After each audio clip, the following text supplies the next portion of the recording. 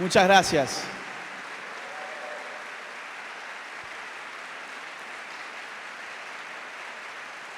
Muchas gracias.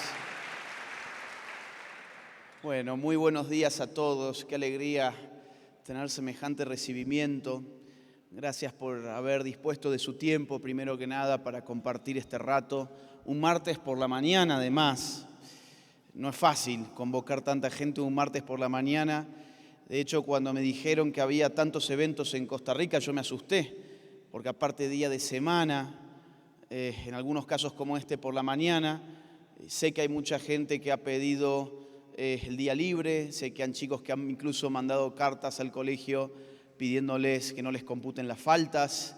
Así que de verdad gracias por el esfuerzo, gracias por la invitación. Esto surgió en verdad en un encuentro que tuvimos en Miami, en una feria del libro con los pastores, y que me preguntaron cómo podía hacer para venir a la iglesia. Y les comenté, bueno, voy a estar yendo a Costa Rica pronto, contacten a Fabricio Alvarado, que es quien está coordinando la agenda. Y bueno, ellos buscaron la manera y afortunadamente todo se fue dando muy rápidamente, así que estoy muy contento de estar con ustedes esta mañana. Miren, vamos a hablar sobre la batalla cultural y vamos a analizar tres problemáticas culturales muy actuales, no solamente para Costa Rica, sino para el continente, y no solamente para el continente, sino para el mundo. Vamos a tratar de, en primer lugar, brindar un marco teórico de qué es la batalla cultural. Yo quiero que de acá salgamos sabiendo no solamente noticias, no quisiera que esto fuese como una especie de show periodístico, sino que esto se asemejara más bien a una clase, y más aún a una clase universitaria. Vamos a ponerle ese nivel, ¿sí? Voy a empezar entonces trazando un marco teórico que podemos llamar el paradigma de la batalla cultural, y con ese marco teórico vamos a acceder a tres problemáticas culturales. La problemática de la dignidad de la vida humana, en primer lugar. En segundo lugar, la problemática de la demonización del hombre. Y en tercer lugar, la problemática de la ideología de género en los niños. Y para eso nos vamos a ir guiando con una presentación, con una pantalla, que va a servir sobre todo para que ustedes vean de dónde salen las cosas y que vayamos ordenando la exposición. Si veo que algunos tienen para anotar, si ustedes pueden anotar algunas cosas de lo que van a ver hoy, mucho mejor. ¿Por qué? Porque es una buena forma, no solamente para guardarlo y repasarlo en el futuro, sino que también es una buena forma para ir siguiendo el hilo de la conferencia. La conferencia tiene un hilo, entonces cuando uno va anotando, puede ir construyendo el hilo y entendiendo mucho mejor. Vamos a empezar entonces por lo primero. Lo primero que vamos a tratar de descifrar es qué es una batalla cultural. Levante la mano quien ha escuchado antes el término batalla cultural. No sean tímidos, los que lo han escuchado levanten la mano. Bien, vamos a decir el 20% del salón, 30% del salón.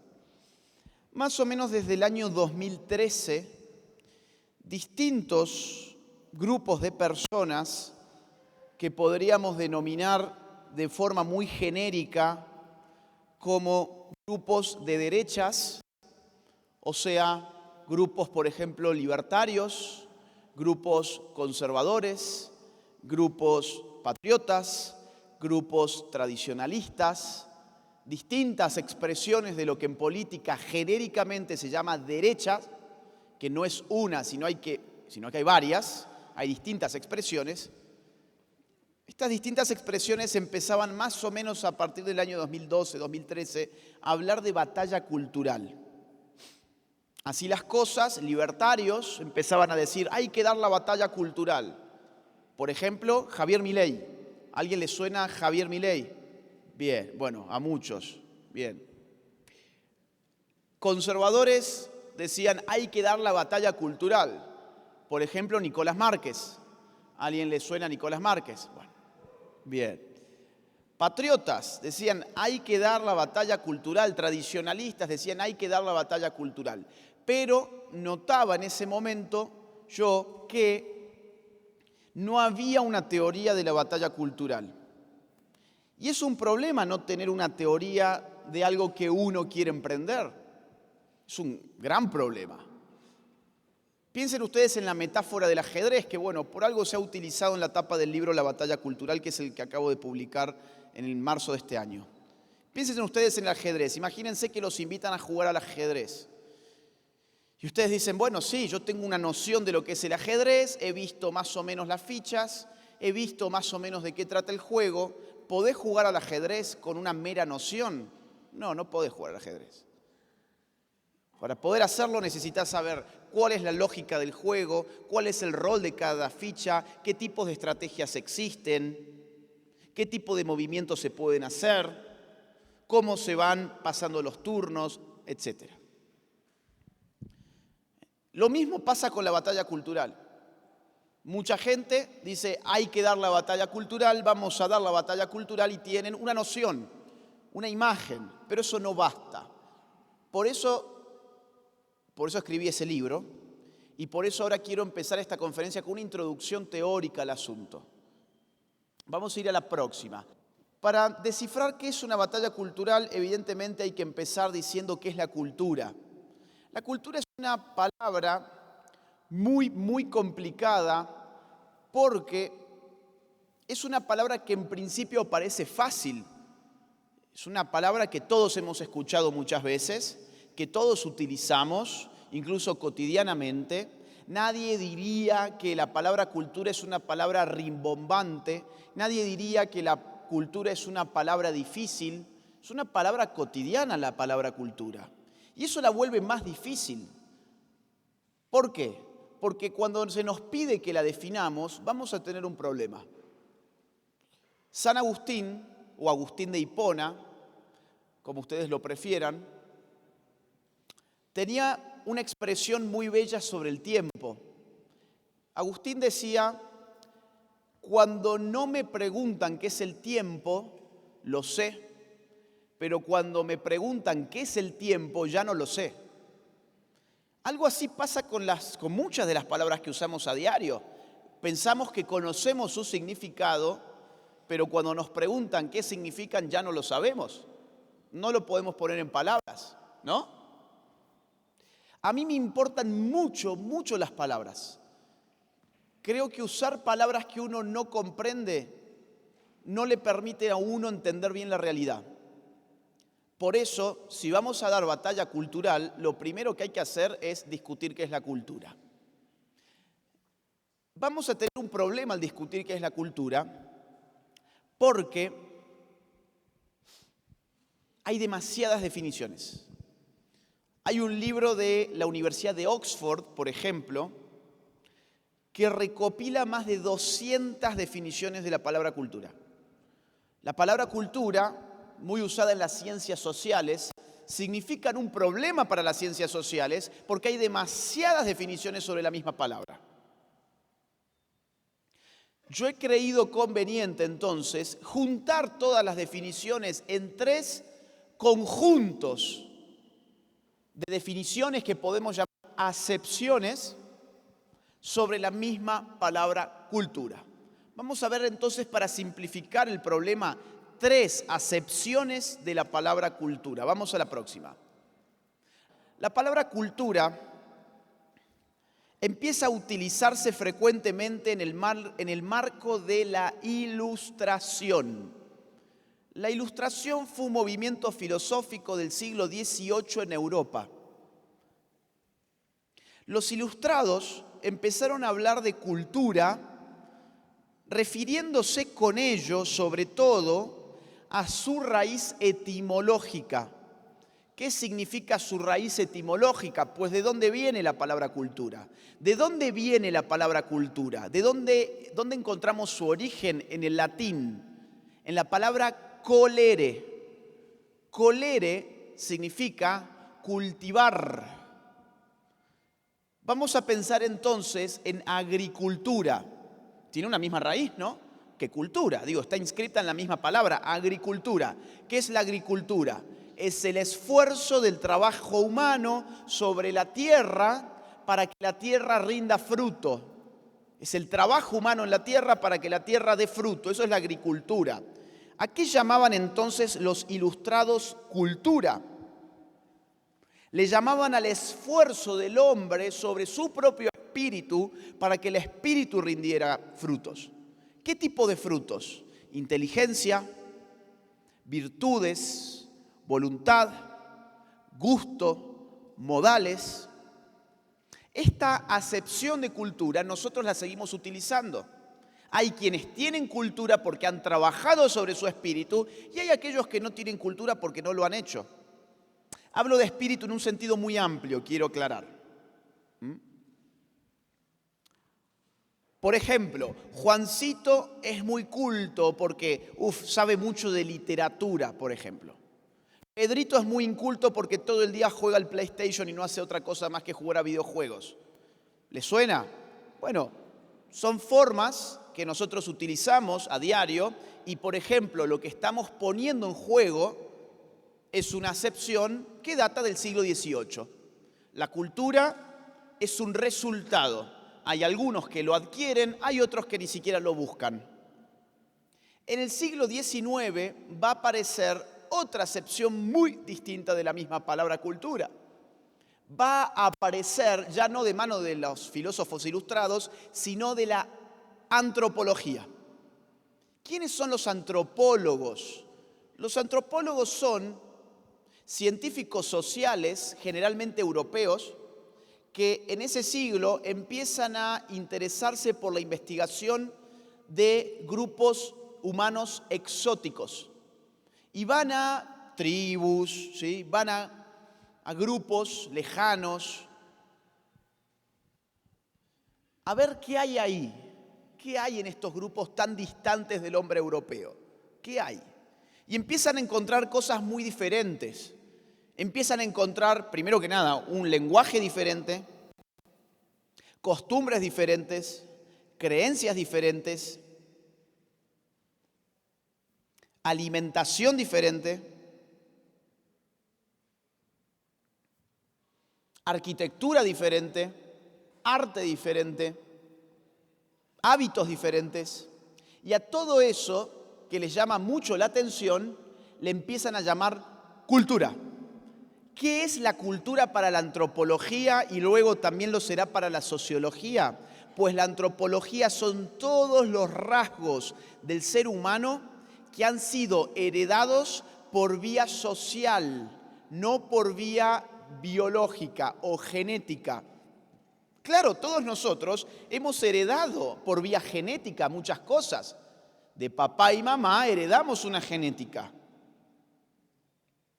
Pero heredamos otras cosas que no son biológicas, sino que son culturales. Por ejemplo, nuestro lenguaje, nuestro acento, nuestros modismos, nuestras costumbres, nuestras historias, nuestros ritos, nuestros mitos.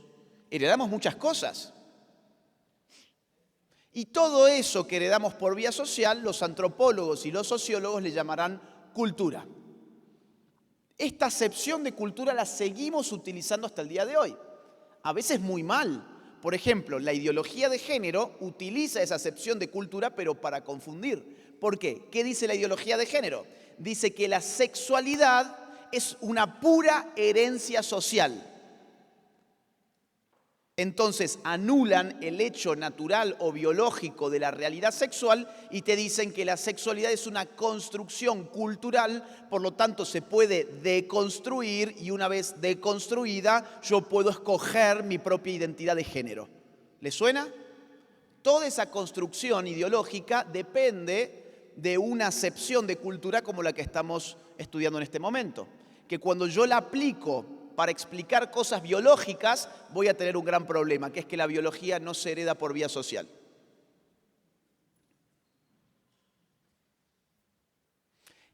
Y hay una tercera acepción de cultura, también muy interesante, que refiere, para ser bien sintético, para resumirlo, refiere a los productos de la expresividad y la creatividad humana. Por ejemplo, imagínense que yo aquí en Costa Rica les digo, quisiera hacer un paseo cultural. ¿A dónde me llevarían? ¿A una galería de arte? ¿A un museo? ¿A una plaza donde, por ejemplo, yo pueda apreciar la arquitectura? Acá está la arquitectura de la época de tal y cual, ¿no? Ustedes me llevarían, si yo les pido, quiero hacer un paseo cultural, ¿ustedes me llevarían a un cine o a un centro, mejor dicho, a un centro comercial, por ejemplo? ¿Ustedes me llevarían a hacer compras de shopping? Bueno, no, porque entienden que lo que yo les estoy queriendo decir con cultura es otra cosa. Ahora, eso refiere entonces a un tercer tipo de acepción que también la utilizamos, que es cuando hablamos de cultura como arte, básicamente, como arte, como estética. Entonces acá tenemos un problema. ¿Se han entendido más o menos las tres acepciones de cultura? ¿Sí? ¿Me han seguido con eso? Bien. Tenemos un problema y el problema es, volvemos al punto que nos importa, batalla cultural. ¿Por qué estoy discutiendo qué es la cultura? Bueno, porque quiero ver lo que está en juego en una batalla cultural. ¿Cuál de las tres acepciones de cultura es la que a mí me importa para una batalla cultural? Y la respuesta es las tres. Las tres. ¿Por qué las tres? Ahora tengo que ser un poquito técnico, ¿sí? Pero ya me van a entender. Permítanme ahora ser un poco técnico con las palabras, pero ya después me van a entender bien. ¿Por qué las tres? Porque las tres tienen una misma ontología, tienen una misma forma de ser, una misma ontología que se encuentra tensionada por dos polos, un polo estructurado y un polo estructurante. ¿Qué significa esto? Significa que las tres acepciones que acabamos de ver tienen una tensión al mismo tiempo. Una tensión, un polo estructurante significa que nosotros estructuramos la cultura, un polo estructurado significa que nosotros estructuramos la cultura y un polo estructurante significa que la cultura estructura nuestra vida. Nosotros hacemos cultura, pero la cultura también nos hace a nosotros. ¿Se entiende? En las tres acepciones. La cultura nos hace a nosotros, pero nosotros hacemos cultura. Hay una cuestión recursiva. Si el hombre hace cultura y la cultura impregna la vida del hombre, pues entonces la cultura es un factor de poder. Eso es lo que les quiero mostrar. Si la cultura es una especie de gafas con las cuales yo miro la realidad, si eso es la cultura, pues entonces quien tenga el poder para diseñar esas gafas va a estar diseñando la forma en que las personas ven la realidad. Y como tenemos que actuar sobre la realidad de la manera en que vemos la realidad, pues entonces estarán controlando en última instancia nuestra forma de actuar, o sea, nuestro comportamiento. Vamos a clarificarlo con un ejemplo. Aborto. ¿Qué es el aborto? El aborto tenemos que definirlo con palabras.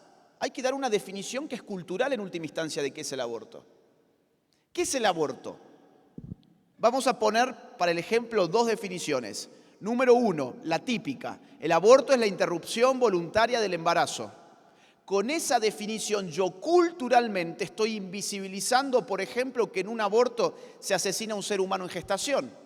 Por lo tanto, la otra definición podría ser el aborto es el asesinato de un ser humano en gestación.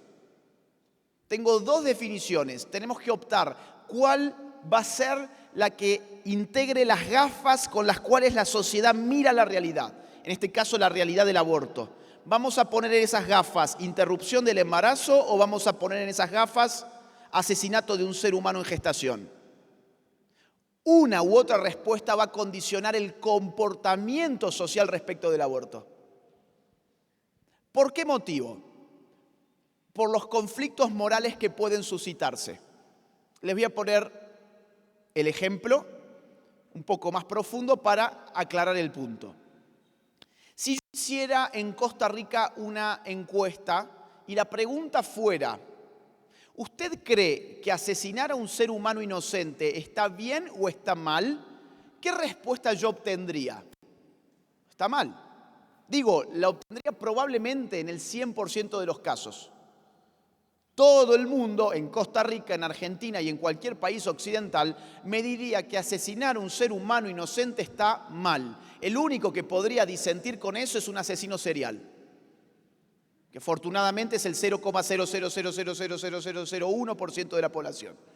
El resto me diría está mal. Nuestra moral tiene un principio muy sólido que me dice que matar a un ser humano inocente está mal. Ahora, volvamos al punto de la definición del aborto. Si yo digo el aborto es la interrupción del embarazo, yo puedo estar empujando un comportamiento social a favor del aborto porque he invisibilizado el hecho de que en el aborto se está violentando ese principio moral básico. En cambio, si yo digo que el aborto es el asesinato de un ser humano en gestación, estoy prendiendo alarmas de que ese principio moral básico está siendo vulnerado con el aborto. Por lo tanto, legal o ilegal, muchas mujeres que pueden pensar en hacerse un aborto, como quieren cumplir con ese precepto moral, no lo harían. Entrarían por lo menos en una contradicción moral importante y su conducta se vería refrenada. ¿Se dan cuenta cómo la cultura impacta sobre la conducta? Acá hay que reparar sobre el poder. Acá hay que pensar el poder, porque la cultura es poder. Y eso es lo que yo les quiero dejar como mensaje esta mañana. La cultura es poder. No es, ay, qué lindo, mirá la obra de arte, mirá la serie, mirá el cine, qué bueno Disney. ¿No? Ay, la canción de no sé quién, de Bad Bunny, que anoche se besó con un tipo en el MTV. No, la cultura es poder. ¿Qué es el poder? ¿Qué es el poder? Max Weber, que fue un sociólogo, uno de los padres de la sociología, un sociólogo clásico, Max Weber definió el poder como la probabilidad de imponer la propia voluntad sobre un otro, aún contra toda resistencia y al margen de los fundamentos de esa probabilidad. ¿Qué significa esto? Que el poder es una probabilidad. Es la probabilidad de que yo imponga mi voluntad sobre él, que él cumpla lo que yo quiero que él haga, independientemente de cuál es el fundamento de mi probabilidad. ¿Qué significa esto? Que los fundamentos de la probabilidad de imponer mi voluntad son múltiples. Hay muchas formas con las cuales yo puedo aumentar la probabilidad de que mi voluntad se cumpla. Por ejemplo, si yo quiero que él cumpla mi voluntad, yo puedo sacar un arma, apuntarle a la cabeza y decirle, hace X. Y él, como no está armado y no quiere morir, es muy probable que haga X. Yo he aumentado mi probabilidad enormemente. ¿Cómo le llamamos a ese poder? Poder armado. Es un poder armado. Basa su probabilidad en tener capacidad de agresión física. ¿Bien? Ahora, hay otras formas. Por ejemplo, yo puedo venir con un maletín lleno de dólares, del cual lamentablemente no dispongo, pero supónganse, y le digo, quiero que cumplas mi voluntad y esto va a ser tuyo. ¿Qué estoy aumentando? Mi probabilidad de imponer mi voluntad con arreglo a un poder económico. Ahora, yo puedo hacer otra cosa. Yo puedo modificar el entorno cultural en el cual él vive. Yo puedo modificar el contenido de las series que él consume, el contenido de la música que él consume, el contenido de las películas que él ve, el contenido de los noticieros con el cual él se informa. Puedo ir modificando su entorno lingüístico, puedo ir creando nuevas palabras, puedo ir poniendo viejas palabras que las resignifico. Por ejemplo, patriarcado, una vieja palabra de la antropología, le doy un significado más o menos novedoso y se la impongo en su vida todos los días. Puedo ir modificando su entorno simbólico, aparecen distintos símbolos, nuevas banderas, multicolor por acá, multicolor por allá, pañuelos verdes por aquí. Puedo cambiar su historia, puedo cambiar la historia que él conocía desde chico, de su patria, la puedo ir modificando. Puedo ir cambiando muchas cosas de su entorno cultural y con esas modificaciones puedo terminar logrando que él haga mi voluntad. ¿Y saben qué? Esa es la mejor forma. ¿Por qué? Porque no se nota. Era muy notorio que yo tenía poder sobre él cuando le apuntaba con un arma. Era muy notorio que había una relación de desigualdad cuando yo le mostraba mi maletín lleno de dólares. Ahora, cuando yo volví mi poder un poder divertido, él no solamente no percibió que yo estaba manipulándolo, sino que él creyó que se estaba divirtiendo. ¿Cuál es la enseñanza de esto? La enseñanza de esto es que el poder más eficiente es aquel que no se nota, aquel que acaricia, aquel que se disimula. El poder cultural ha sido un poder muy disimulado, pero que ha generado grandísimos cambios que son los que vamos a analizar en breve. ¿Me van siguiendo? ¿Qué es entonces una batalla cultural? Miren, una batalla cultural es una disputa, es un conflicto de tipo político por la influencia sobre los elementos de una cultura. Vamos a ponerlo más claro, vamos a la próxima, vamos a ponerlo más claro con 3 características de la batalla cultural. Próxima. Próxima, por favor, ahí está. Vamos a ponerlo con 3 características de la batalla cultural. En toda batalla cultural que ya hemos visto es un conflicto que busca influir en los elementos de una cultura, ese es el objetivo, ese es el fin. Ahora, ¿cuál es el medio? ¿Cuál es el medio que yo utilizo? ¿Yo apunto con un arma para modificar la cultura? No, lo hago a través de los vehículos de una cultura. ¿Cuál es el medio de una batalla cultural? Son los vehículos culturales. ¿Cuáles son los vehículos culturales? Muchos, miren, escuelas, universidades, televisión, radio, redes sociales, familias, iglesias, el arte, la música, el cine, las series, etcétera, etcétera, etcétera. La batalla cultural se disputa en esos campos. Se busca a través de esos campos modificar esos contenidos culturales que hemos definido como costumbres, valores, lenguajes, normas, tradiciones, historias, mitos, ritos, etc. En segundo lugar, una batalla cultural implica siempre un conflicto de magnitud. ¿Qué significa esto? Significa que en una batalla cultural no se disputan cosas pequeñas, no se disputa un problema folclórico entre la capital de un país y el interior. No se disputa un partido de fútbol, se disputan elementos que son centrales para nuestra vida social. Por ejemplo, se disputa qué es la sexualidad, se disputa cuál es tu historia, se disputa qué es una familia, se disputa cuáles son las funciones de un Estado. En tercer lugar, una batalla cultural implica siempre un estado de conciencia.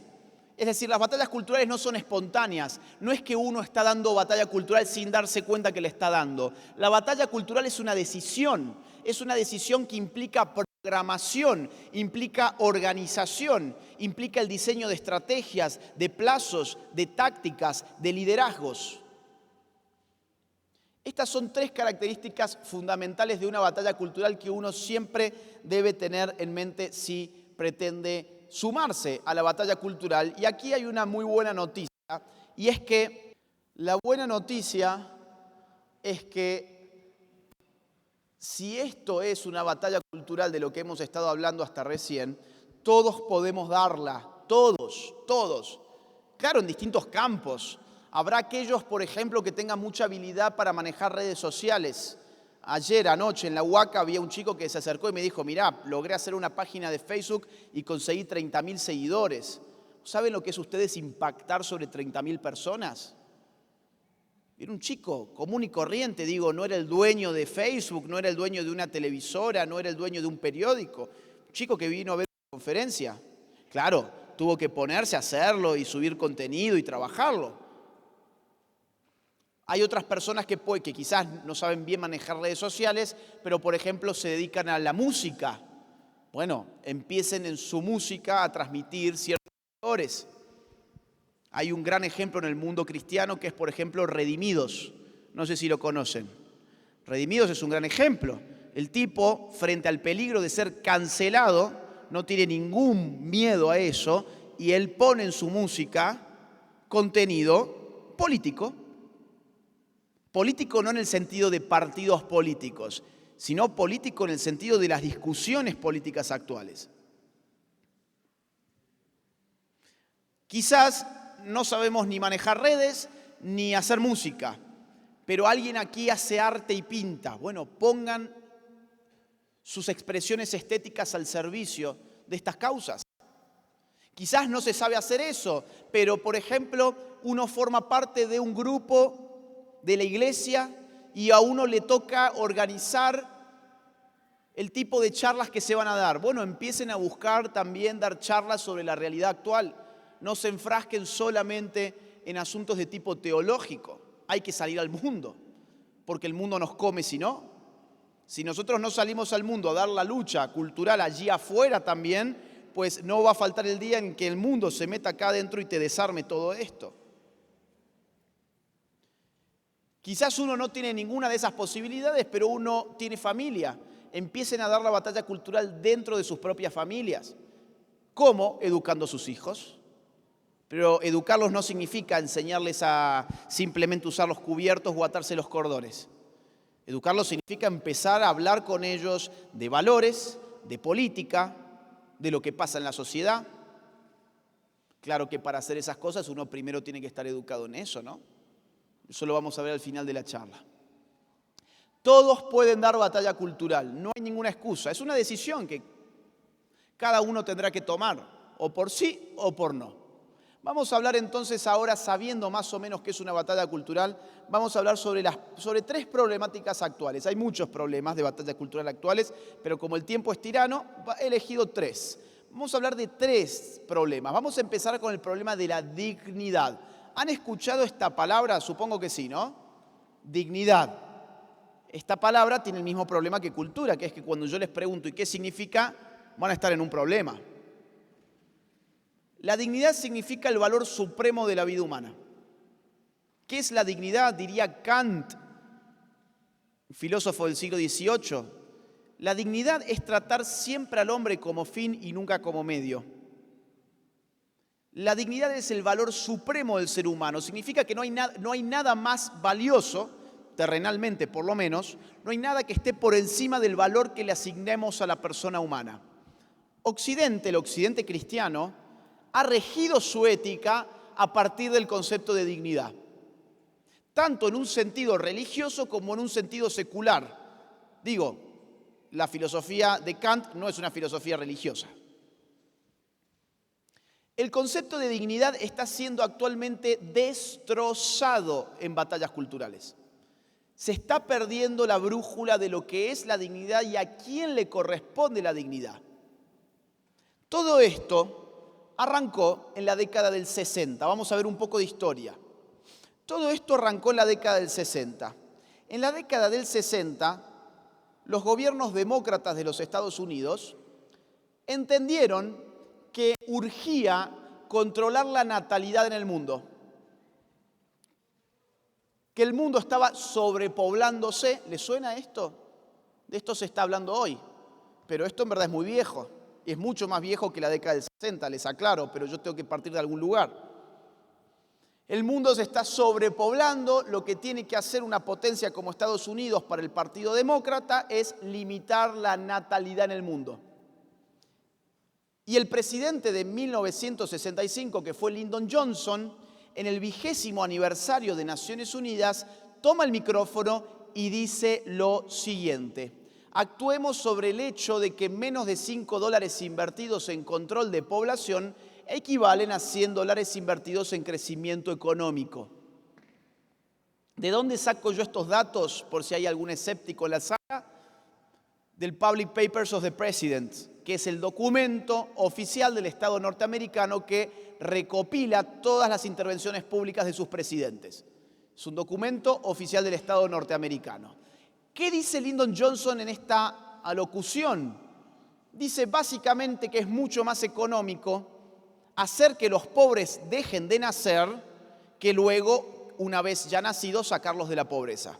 Por lo tanto, evitar que el pobre se reproduzca es una política económica, sobre todas las cosas. Es mucho más económico, por ejemplo, pagarle un aborto a una mujer que hacerse cargo después económicamente de su hijo si esa mujer es pobre. ¿Por qué se piensan ustedes que hoy hay tantas compañías que están pagándole abortos a sus empleadas? ¿Sabían ustedes?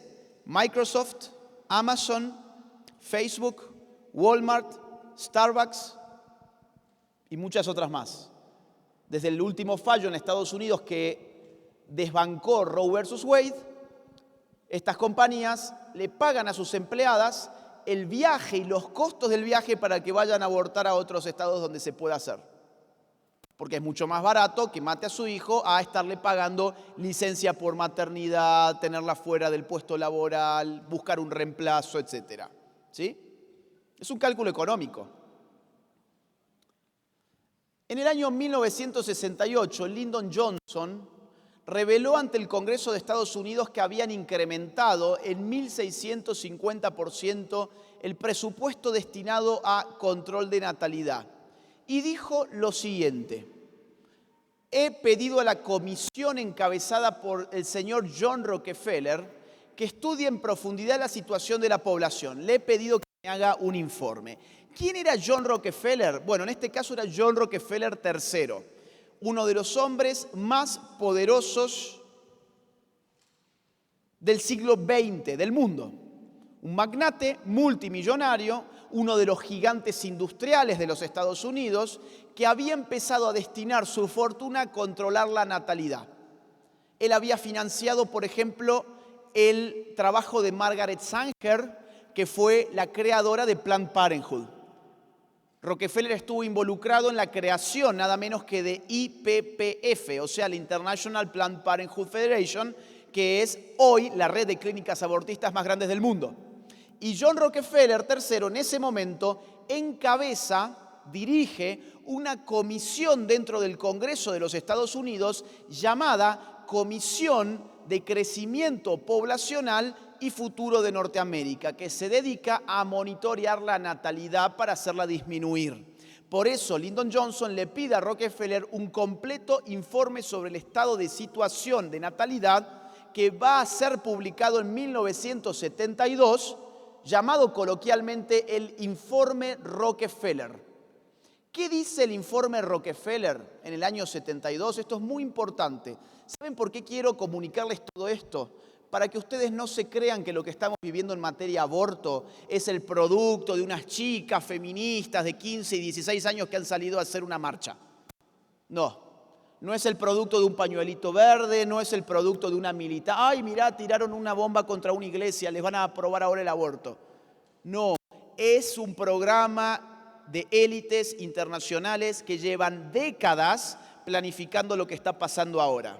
Eso es lo que yo les quiero mostrar. El informe Rockefeller va a decir cosas como la siguiente. Miren, creemos que el aborto no debe considerarse un sustituto del control de la natalidad, sino más bien como un elemento de un sistema integral de atención a la salud materno-infantil. O sea, el aborto tiene que presentarse como una cuestión de salud. ¿Les suena salud reproductiva? Bueno, eso que todo el mundo hoy habla, el aborto de salud reproductiva, es una de las propuestas del informe Rockefeller de 1972. Ahora, Rockefeller, como no era ningún tonto, se va a dar cuenta que el concepto de dignidad, que es tan fundamental para la ética en Occidente, genera un problema para sus intereses. ¿Por qué motivo es un problema el concepto de dignidad? Porque la dignidad dice al ser humano siempre hay que tratarlo como fin y nunca como medio. Yo no puedo decir, bueno, mi proyecto de vida está complicado porque estoy embarazada, entonces voy a matar a este hijo. ¿Por qué? Porque le asignamos algo llamado dignidad. Y la dignidad es el valor máximo. No hay nada por encima del valor de la vida de un ser humano y su dignidad. ¿Se entiende? Entonces, ¿qué dice Rockefeller? Dice lo siguiente. Dice, hay que apuntar hacia el desarrollo de un principio ético básico de que solo los niños deseados son traídos al mundo. Hay que reemplazar el concepto de dignidad por el concepto de si sos deseado o no sos deseado. Si sos deseado, entonces sos un ser humano, sos un bebé. Si no sos deseado, no sos un ser humano, no sos un bebé, sos un parásito, sos un saco de células. Y por lo tanto te podemos matar. Ahora bien, vuelvo al concepto de dignidad. El concepto de dignidad es intrínseco. ¿Qué significa que sea intrínseco? Significa que viene dado con la naturaleza del hombre. No hay nadie que me lo esté dando, no es una persona la que me lo da. Está inscrita la dignidad en mi naturaleza por el mero hecho de ser un ser humano. Acá, ¿la dignidad está inscrita por ser un ser humano? No, está inscrita porque otro te deseó. Si me desean, mi vida vale. Si no me desean, mi vida no vale nada. En batallas culturales, lamentablemente es el principio que ha triunfado. Han desbancado el principio de dignidad y lo han reemplazado por el principio de deseabilidad. Si sos deseado, vivís. Si no sos deseado, morís. Insisto, ¿ustedes pensaban que estas chicas que militan el aborto, a ellas se les había ocurrido esto? Son títeres. Repiten cosas que gente realmente inteligente y perversa ha pensado, ha diagramado y la ha bajado desde uno de los países más importantes del mundo. En el año 1974, en Estados Unidos va a aparecer un informe secreto. Un memorándum que lleva el número 200, es el Memorándum 200 de Seguridad Nacional y Defensa, que coloquialmente se lo conoce como el Informe Kissinger. ¿Por qué Informe Kissinger? Bueno, porque su autor fue Henry Kissinger. Henry Kissinger fue el secretario de Estado norteamericano, que va a redactar ese informe para el presidente Nixon, para el director de la CIA y para USAID, es un órgano de Estados Unidos. Este informe era clasificado, esos tres eran los únicos destinatarios y era un informe secreto. Se desclasificó en marzo del año 1989 por una ley de transparencia pública, con lo cual hoy todos ustedes pueden acceder, si lo quieren leer, en la página de USAID al informe Kissinger. El informe Kissinger va a decirle al presidente Nixon, mire, cuanto antes tiene que aumentar el poder del gobierno para limitar la natalidad en el mundo. Cuanto antes, por 4 razones. Número 1, recursos naturales. Más gente en el mundo, menos recursos naturales que nosotros podamos usar. Número 2, migración. Más población en países subdesarrollados, más presiones migratorias para Estados Unidos. Número 3, contaminación. Más gente en países subdesarrollados que no tienen dinero para energías limpias o plantas de reciclaje, pues más contaminación que nos va a perjudicar en última instancia a nosotros, Estados Unidos. Y número 4, seguridad internacional, seguridad nacional y estabilidad política. Hay que reducir la población porque esto desestabiliza nuestro dominio. Piensen ustedes, venían desde Vietnam. ¿Por qué pierde Estados Unidos en Vietnam? ¿Porque los vietnamitas tenían grandes tecnologías armamentísticas? No, pierden porque eran muchos y hacían guerra de guerrillas, básicamente. Entonces, ¿qué le dice Kissinger para resumir? Dice, miren, hay que limitar la población a como dé lugar y ningún país ha reducido su crecimiento poblacional sin recurrir al aborto. La mejor forma de limitar el crecimiento de la población es con abortos, nos guste o no nos guste. Y Nixon, que era republicano, rechaza el informe Kissinger. ¿Por qué? Porque los republicanos, por regla general, no son partícipes de esta agenda e incluso muchos de ellos la han combatido. Muchos no, 2 la han combatido, Ronald Reagan y Donald Trump. Nixon era más bien tibio en este asunto, pero no aplica el informe Kissinger. Después vendrá el Watergate, caerá Nixon y subirá un demócrata llamado Gerald Ford que va a instituir como política oficial de los Estados Unidos el Memorándum 200 de Kissinger. En los años 90, en la época de Clinton, Naciones Unidas empieza a hacer una serie de conferencias, conferencias de derechos humanos, Conferencia Internacional de Medio Ambiente, Conferencia Internacional de la Mujer en el año 95 en Pekín y la Conferencia Internacional sobre la Población en el Cairo en 1994. Este documento es fundamental. En el año 94, Naciones Unidas reúne a prácticamente todos los países del mundo en el Cairo, ¿sí? Y les dice lo siguiente, miren, yo sé que la letra es chica, esto es un screenshot del informe oficial que está en Naciones Unidas, ¿sí? Pero así es como empieza. Les dice a todos los países, Naciones Unidas, que según sus cálculos demográficos, el mundo para el año 2015 va a crecer en población y van a darse una de tres hipótesis que ellos presentan. Una hipótesis de mínima, 7.100 millones de personas en el mundo, una hipótesis media, 7.500 millones de personas en el mundo, y una hipótesis alta, 7.800 millones de personas en el mundo. Hacemos esta reunión, dice Naciones Unidas, para que todos ustedes se comprometan a limitar la natalidad en sus países para que lo que se cumpla sea la hipótesis mínima y no la hipótesis máxima. ¿Me siguen? ¿Qué medidas va a pedir entonces Naciones Unidas? ¿Qué medidas le va a pedir a todos los estados? Miren, les va a pedir medidas de este tipo. La 7.16 dice así: para el año 2015 los estados deberán tratar de proporcionar acceso universal a una gama completa de métodos seguros y fiables de planificación de la familia y a servicios conexos de salud reproductiva que no estén legalmente permitidos. ¿Qué significa? Vayan siguiéndome, porque digo, esta conferencia es poco tiempo y yo tengo que escupir un montón de información. Por eso, si ustedes se pierden 2 minutos, ya se perdieron el hilo. Es un problema, ¿no? Son como esas películas donde si te perdiste un ratito ya no la volvés a agarrar. ¿Qué está diciendo Naciones Unidas? Está diciendo todos los estados para el año 2015 me legalizan todo lo que todavía no tienen legal en materia de planificación familiar. Ahora, yo pregunto, ¿pero no era que nosotros vivíamos en estados soberanos? ¿No era que nosotros teníamos sistemas democráticos donde el pueblo era el que debía ser consultado? ¿A ustedes le han consultado sobre la Conferencia Internacional de la Población del Cairo de 1994? A nadie. Y sin embargo, Naciones Unidas se toma el poder de decirle a todo el mundo, oigan, me legalice una gama completa de métodos.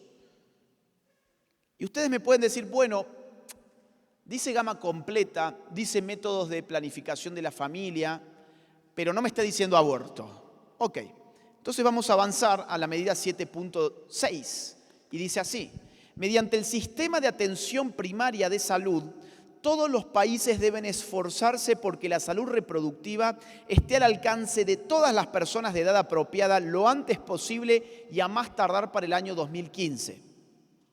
La atención de la salud reproductiva en el contexto de la atención primaria de la salud debería abarcar, entre otras cosas, 2 puntos. Y ahí viene la lista de qué significa lo que me está diciendo. Asesoramiento, información, educación, comunicaciones, bla, bla, bla, bla. Último renglón, interrupción del embarazo. Sí, ellos conciben que salud reproductiva significa, entre otras cosas, abortar. Claro, de conformidad con lo establecido en el párrafo 8.25, me va a decir, pero el párrafo 8.25 no me dice que no se esté refiriendo al aborto. Me dice, bueno, pero no usen el aborto para controlar a la población. Es una declaración en el aire. Lo que te está pidiendo en la práctica es que legalices el aborto en todo el mundo a más tardar para el año 2015. Otra vez, yo les pregunto, ¿es que acaso esta agenda del aborto la podemos explicar como hace la prensa canalla? ¿La podemos explicar como el movimiento feminista está trayendo el aborto? Pues no. No se puede explicar de esa manera. La agenda del aborto se explica porque hay élites internacionales que han decidido que hay más gente de las que a ellos les gustaría ver en el mundo y que por lo tanto hay que limitar la natalidad en el mundo.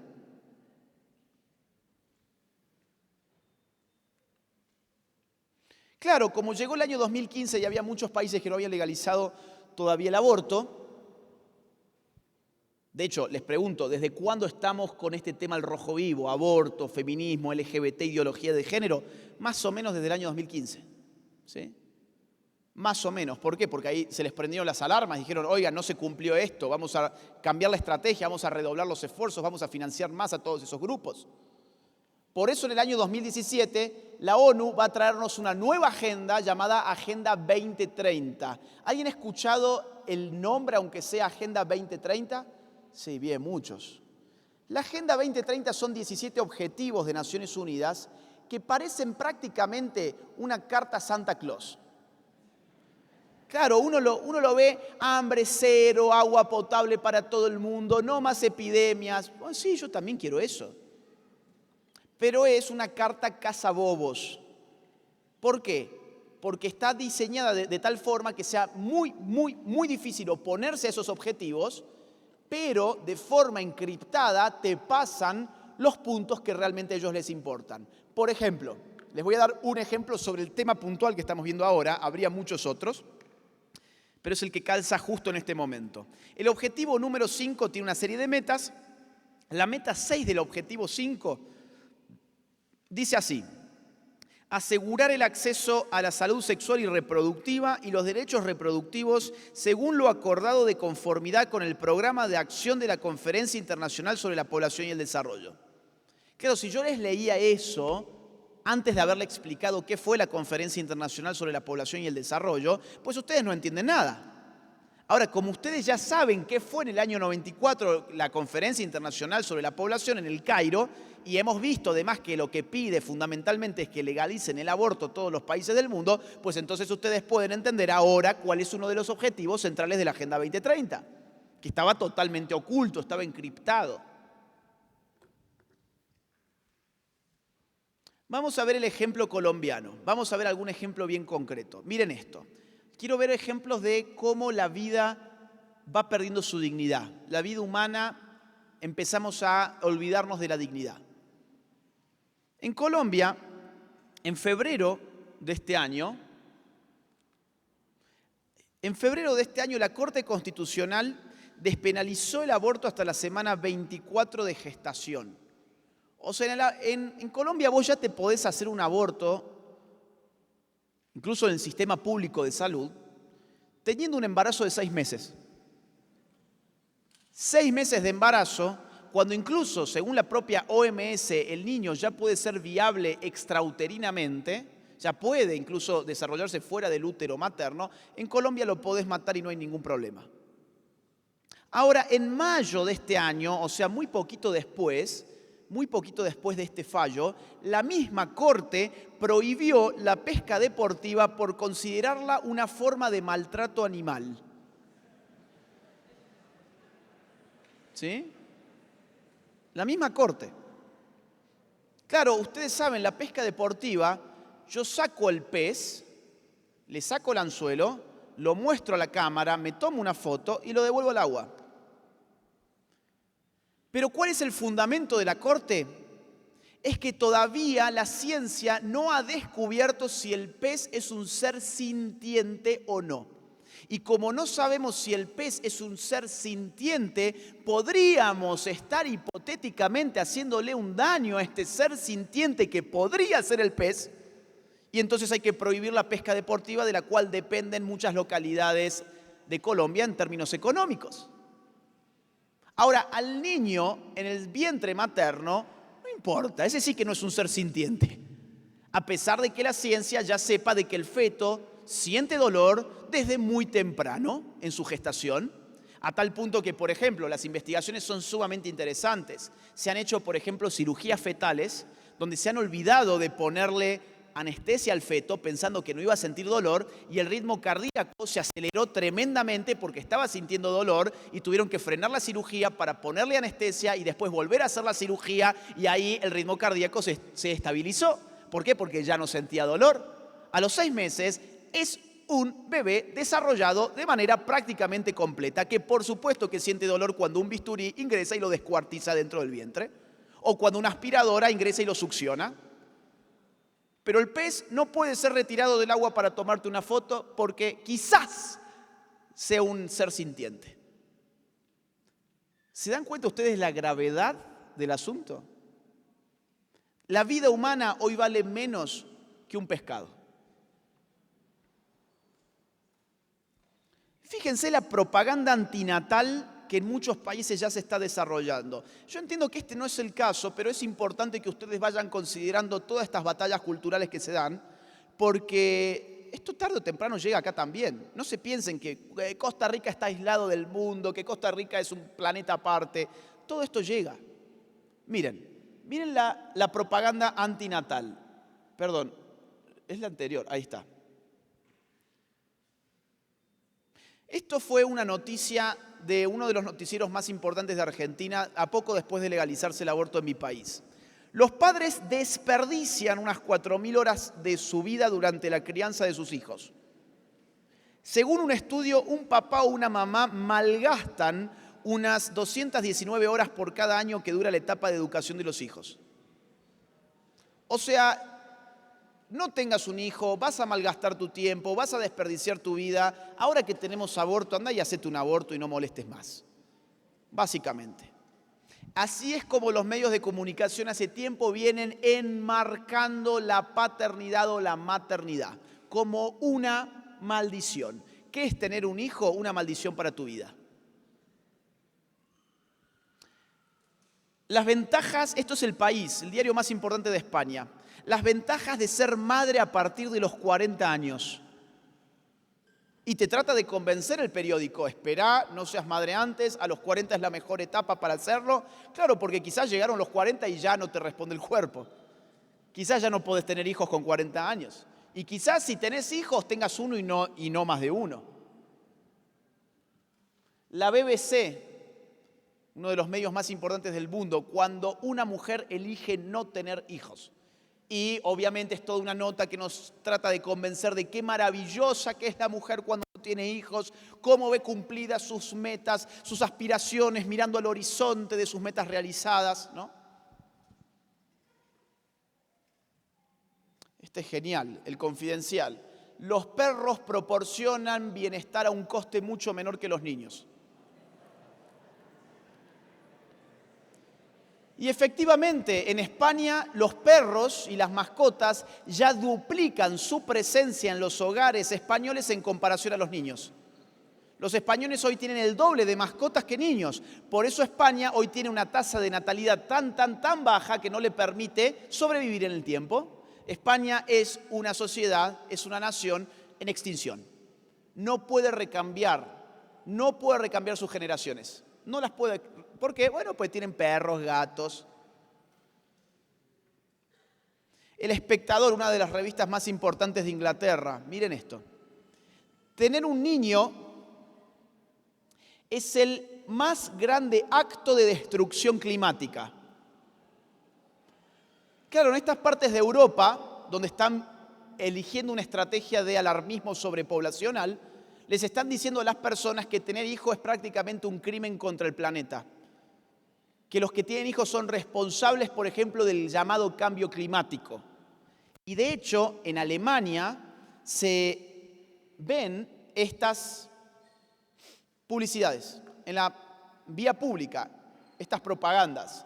Una madre con 2 niños, uno de ellos está tomando del seno materno y dice en alemán, futuro o asesina del clima, futuro o asesina del clima.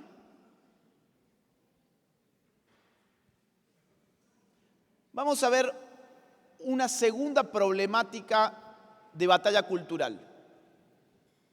La demonización del hombre.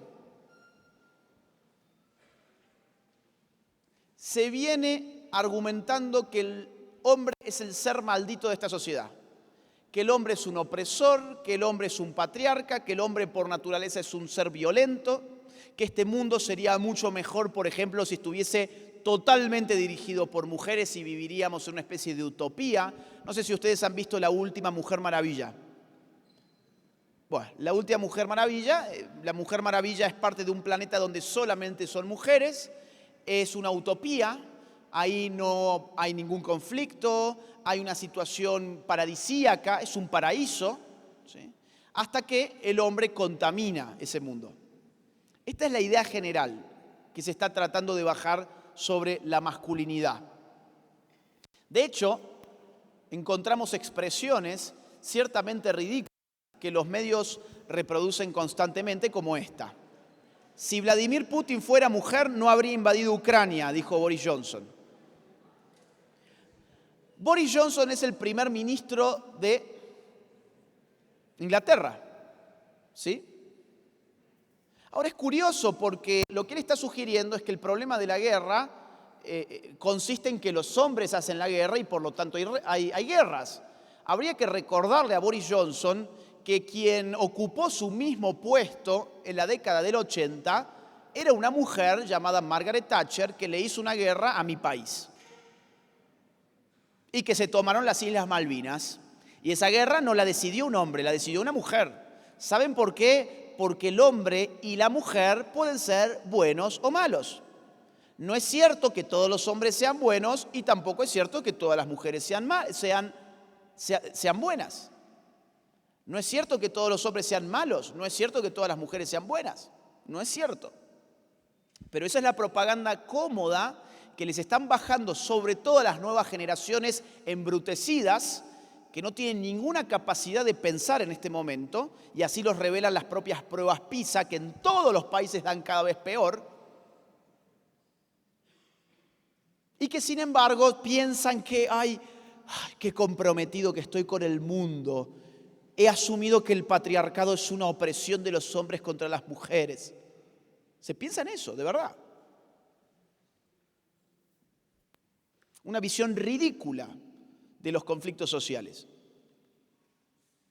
Miren esta, del Confidencial de España, titula así: ¿El cambio climático te da igual? Probablemente seas un hombre.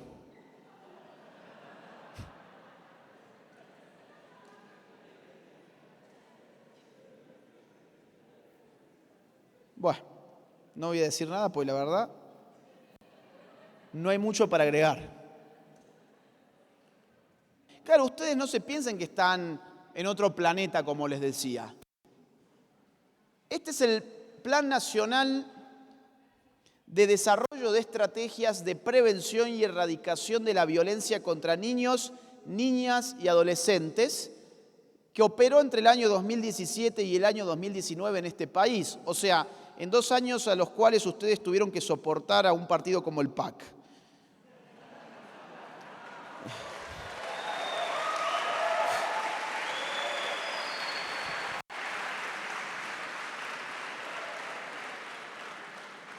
Y este programa, que está pensado para diseñar planes, entre comillas, educativos para los niños, para reducir la violencia, dice lo siguiente, miren: habría un nivel mesosocial en donde estarían los factores que fomentan la violencia. Esos factores que fomentan la violencia son la segregación urbana, el microtráfico de drogas y un factor de tipo cultural, la masculinidad. O sea, te están diciendo que la masculinidad fomenta la violencia al mismo nivel que, por ejemplo, un narcotraficante. Es impresionante, ¿no? O sea, si la masculinidad está generando violencia, ¿qué hay que hacer con la masculinidad para disminuir la violencia? Hay que disminuir la masculinidad. Es una función directamente proporcional. A más masculinidad se supone que hay más violencia, pues hay que, en todo caso, afeminar a los niños, no sé. Hay que explicarles que la masculinidad es tóxica. Han escuchado ese término, ¿no? La masculinidad tóxica, las masculinidades hegemónicas. Hay que dar talleres de deconstrucción de masculinidad, que se dan en las universidades. Es una cosa que es para tirarse al piso de la risa. Que van ahí los tipos a autoflagelarse, a que les digan qué mal que son hombres, qué mala suerte que han tenido de nacer hombres, son los malos de la película y tienen que asumir todas sus culpas. Yo a veces pienso que los tipos que van a esos eventos feministas lo que están tratando de buscar es otra cosa. Lo que andan tratando de buscar es ver si tienen la suerte de ver una manifestación feminista donde alguna feminista muestre los senos, por ejemplo, ¿no? Yo creo que lo que buscan es eso, porque la verdad no me cabe en la cabeza que un tipo vaya a flagelarse a un evento de esas características. Miren esto, El País de España. Cualquier hombre es un violador en potencia, titula. Según la psiquiatra Genoveva Rojo, esto lo dijo en la Universidad Internacional de Santander, cualquier hombre es un violador en potencia. O sea, acá vamos a suponer que hay un 50% de hombres en este auditorio. Bueno, ¿saben que el 50% de los hombres de acá somos violadores en potencia? ¿Qué tal suena eso? Es absurdo. Es estadísticamente absurdo porque en todas nuestras sociedades el 99,99% de los hombres no ha violado ni va a violar jamás a una mujer. Sin embargo, la ideología de turno nos dice que por ser hombres tenemos que asumir la culpa de la violación de un monstruo que sí violó a una mujer y que merece pudrirse en la cárcel. Pero que como ese sujeto tiene los mismos genitales que yo tengo la culpa. Absurdo. Esa es la ideología que hoy opera. ¿Por qué opera esa ideología? Porque lo que tratan de hacer es generar guerra de sexos. Tratan de enemistar hombres y mujeres. Dividir y reinarás, básicamente. Hasta tal punto puede llegar este absurdo que, por ejemplo, en Argentina tuvimos un caso de violación en manada. Bueno, a ver, esto es, ¿no? ¿Saben qué es eso? El himno feminista, ¿les suena? Se vendaban los ojos, hacía una performance cuasi fascistoide y terminaban diciendo el violador eres tú. Con los ojos vendados, ¿qué significa? Son ustedes. O sea, no sé quién de ustedes, pero todos ustedes, por ser hombres, son violadores. Esa era la propaganda que la distribuyeron los medios canallas de una forma totalmente desembosada, acrítica y celebratoria. Qué lindo, qué bien, vamos a tomar conciencia gracias al himno feminista de que los hombres son violadores en potencia. En vez de ir a por los violadores de verdad, todos tenemos que repartirnos la culpa por tener los mismos genitales que esos que han violado. Y como les decía, tuvimos un caso muy recientemente, hace un par de meses nada más, en marzo, en Argentina, donde hubo una violación en manada, o sea, 5 tipos violaron a una chica que tenía 17, 18 años, entre 5. Y los medios de comunicación empezaron a rotular el caso como los monstruos que habían violado a esta chica. Y saltaron de las secretarías de género del Estado a aclarar esto. Miren, no son monstruos, son varones socializados en esta sociedad. Los violadores no son monstruos, no les digan que son monstruos, son varones como cualquier otro varón de esta sociedad. Y por eso ha violado, porque son como cualquiera de los otros varones. Todos los varones podrían haber hecho eso en Argentina. Claro, el asunto se les complicó un poco cuando se empezó a investigar quiénes eran estos 5, y resultaba que estos 5 eran aliados feministas que iban a talleres de deconstrucción de masculinidades tóxicas. Miren esto, vamos a poner un video. No, de abuso yo nunca supe nada ni tampoco me lo hubiera imaginado. Como te digo, eran personas que resultaban ser aliados. Nada, iban a las marchas de Ni Uno Menos, hablaban del respeto hacia la mujer, o sea, de ese viene el lado de shock. Era una máscara, básicamente. Apoyaban a las mujeres, apoyaban el movimiento feminista, como que parecía que repudiaban esas cosas. Miles de veces hablamos de casos parecidos y no. Se jactaba de cubrir a la mujer y de hecho también cada vez que alguna amiga se tenía que ir a la casa, ellos eran quienes la acompañaban para que no les pase nada y terminaron siendo ellos los violadores.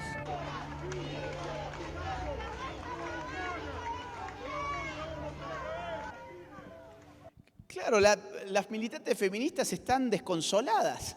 No entienden cómo puede ser. Estos tipos que iban a las marchas de Ni Una Menos, que andaban con el pañuelito verde, que tomaban cursos de masculinidades tóxicas, terminaron violando entre 5 a una chica.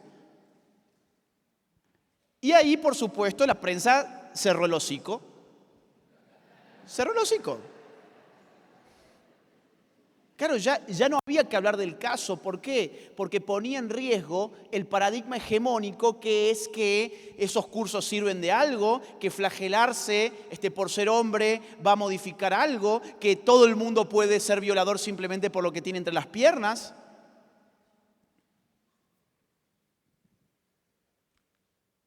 Miren, hay una segunda modalidad de esta demonización contra el hombre, que es sugerir constantemente que acá existiría una suerte de privilegio patriarcal de haber nacido varón. ¿Han escuchado eso? El llamado patriarcado, que haría que, por ejemplo, por el solo hecho de ser hombre, tu situación es privilegiada, y por el solo hecho de ser mujer, tu situación es de oprimida. Han escuchado seguramente esa simplificación atroz de la realidad. Sos mujer, sos víctima. Sos hombre, sos victimario. Sos mujer, estás oprimida. Sos hombre, sos el opresor. Yo quiero mostrarles datos de Costa Rica. Datos de Costa Rica para empezar a poner, un color a ese mundo en blanco y negro de buenos y malos, tan absurdo que nos presentan constantemente en universidades, en colegios y en medios de comunicación. Y quisiera entonces hablar de otras brechas, las famosas brechas del género. Vamos a identificar algunas brechas donde la mujer ciertamente está mejor que el hombre y el hombre ciertamente está peor que la mujer. Y son brechas de las cuales jamás se hablan y creo que son además brechas bastante importantes como para tener en cuenta a la hora de hablar de supuestos privilegios patriarcales. Miren, vamos a empezar con algo tan importante como la esperanza de vida. ¿Qué es la esperanza de vida al nacer? Es el promedio en el que vive, la cantidad de años que en promedio vive una sociedad. Y esto se mide anualmente, ¿sí? Estos son datos para Costa Rica va del año 2011 al año 2020, pero vamos a quedarnos con el año 2020, que es el más reciente. Los hombres viven en Costa Rica un promedio de 78,1 años. Y las mujeres en Costa Rica viven un promedio de 83,2 años. O sea, las mujeres en promedio tienen la suerte de vivir 5 años más que el hombre. ¿Dónde está el privilegio patriarcal de vivir 5 años menos en promedio? Esa es la brecha, la he graficado para que ustedes vean la distancia que hay entre la posibilidad de vivir 78 años y la posibilidad de vivir 83 años. Hay una brecha más que significativa. Cada vez que nos hablan de las brechas patriarcales, curiosamente nunca nos mencionan algo tan concreto, tan objetivo como hablarnos de la cantidad de años que vivimos hombres y mujeres. ¿Y por qué vive el hombre 5 años menos en promedio que la mujer? Bueno, hay muchas causas. Algunas de ellas tienen que ver con el tipo de trabajo que el hombre hace en la sociedad. Suelen ser trabajos más insalubres, más antihigiénicos, más expuestos a los accidentes laborales y a las muertes laborales. Tiene que ver con los índices de suicidios, tiene que ver con los homicidios, que los sufren en todas las sociedades mayoritariamente los hombres, etcétera, etcétera. Tiene que ver con muchos indicadores. Yo les voy a mostrar algunos de ellos para Costa Rica, para que vayan viendo ustedes las brechas que existen. Ok, acá tenemos en pantalla. Espero que lleguen a ver, porque la pantalla no es demasiado clara, pero yo se los voy a traducir. Esto es un gráfico, ¿sí?, del Ministerio de Trabajo y Seguridad Social de Costa Rica, donde nos muestra para el año 2020 cuántos hombres se han accidentado laboralmente y cuántas mujeres se han accidentado laboralmente.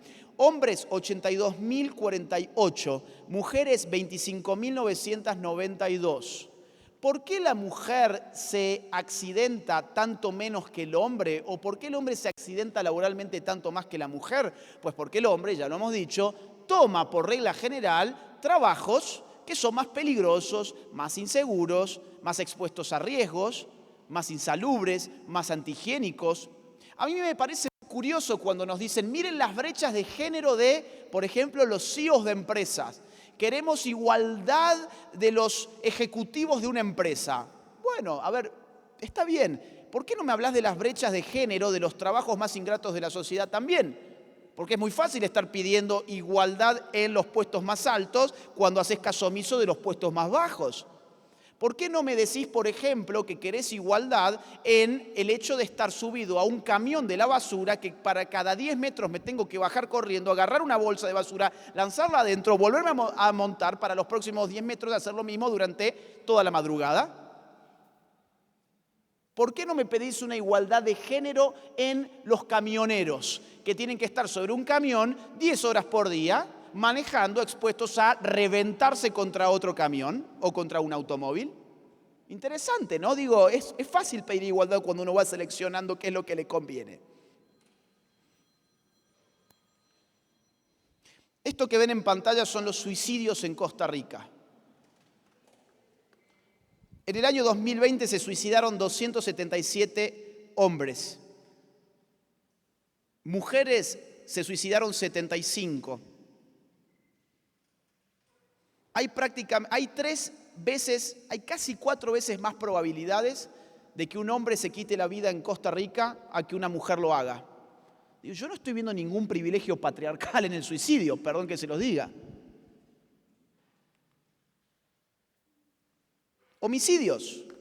Año 2020, año 2021. En el año 2020, víctimas de homicidio hombres, 508. Víctimas mujeres de homicidio, 62. Año 2021, 531 hombres fueron asesinados, 55 mujeres fueron asesinadas. O sea, hay 10 veces más probabilidades de que te asesinen siendo hombre en Costa Rica que siendo mujer. Lo cual desmonta la idea de que el hombre está buscando mujeres para matarlas porque las odia según su sexo. En la mayoría de los casos de donde el hombre muere en un homicidio es asesinado por otro hombre. ¿Por qué? Porque el hombre tiene menos barrera moral para matar a otro hombre y tiene más barreras morales para abstenerse de hacerlo con una mujer.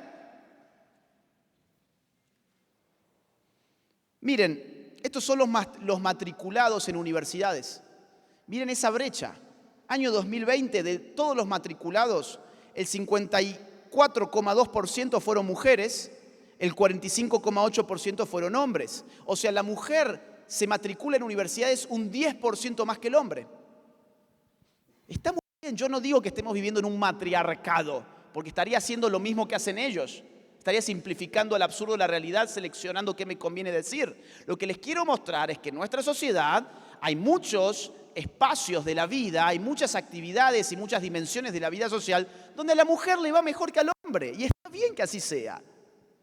Lo que está mal es que me digan que el hombre es el dominador, el rey de la sociedad, el opresor y la mujer es la pobre víctima oprimida. Es un discurso muy fácil ese, que encanta sobre todo, miren, lamentablemente encanta a las chicas adolescentes. ¿Por qué? Porque la posición de víctima es muy fácil, muy fácil. Todo el mundo te va a venir a decir, ay, pobrecito, vení que te vamos a dar una política a tu favor, vení que vamos a combatir al hombre malo que es el causante de todos tus daños. En vez de asumir la vida, uno está asumiendo una supuesta victimización que le resulta cómoda. Estos son los egresados, los que han recibido diplomas. Miren, esa brecha es gigante. En el año 2019, que es el último que están los registros publicados, de todos los egresados de la universidad, el 63,7% fueron mujeres, mientras que el 36,3% fueron hombres. Una brecha del doble, básicamente, de egresados. Claro, quieren igualdad de género. Bueno, entonces empiecen por recortar la cantidad de asignaturas que tienen que cumplir los hombres, aprobarlos con una nota inferior que a la mujer para poder darles los mismos resultados, porque la igualdad de género es una igualdad de resultados, no de oportunidades. Estas son las becas otorgadas. Becas otorgadas, sí, en 3 categorías distintas. Las que ustedes ven a la izquierda son las 3 categorías de becas que se le han otorgado al hombre. Las que ustedes ven a la derecha son 3 categorías que le han otorgado a las mujeres. Fíjense que en todos los casos a la mujer en las 3 categorías le han otorgado más becas universitarias que a los hombres. Insisto, yo no estoy pidiendo que le quiten becas a la mujer. Estoy diciendo, miremos la realidad completa. Veamos indicadores que son muy importantes para determinar si estamos viviendo un privilegio patriarcal. Vamos a pasar a nuestra última problemática cultural. Ideología de género en niños. ¿Cómo está afectando y de qué manera atacan a los niños con la ideología de género? Por supuesto, el primer método es el adoctrinamiento escolar. En las escuelas de todo Occidente están bajando ideología de género. Yo recién les mostraba el programa que operó en Costa Rica entre el 2017 y el 2019, donde indicaban que había que demonizar a la masculinidad, básicamente. Ahora, yo les voy a mostrar casos de otros países. Por ejemplo, Perú. Esto es un manual de ideología de educación sexual, así es como le llaman, educación sexual, en Perú, donde dice la consigna lo siguiente: ¿Qué podría hacer el profesor para que los y las estudiantes cambien sus estereotipos de género? Es decir, el profesor tiene la misión de cambiar el género de tu hijo en Perú. Hay que buscar estrategias, busca estos manuales de educación sexual para que el profesor cambie el género de tu hijo.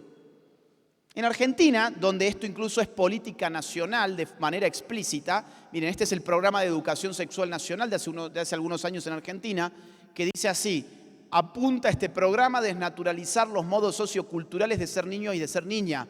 O sea, ¿para qué queremos educación sexual en mi país? Para que a tu hijo le cambien la forma en que es niño y le cambien la forma de que es niña. Entre otras operaciones aberrantes que han estado intentando, acá tenemos algunas fotografías, donde están en jardines de infantes disfrazando a los niños de mujeres, de nenas, les están animando a que se maquillen, que se pongan accesorios típicamente femeninos para que así determinen ellos a ver cómo se sienten más cómodos, como hombres o como mujeres. Miren esto, incluso con vestiditos, aquí, incluso con vestidos. ¿Sí?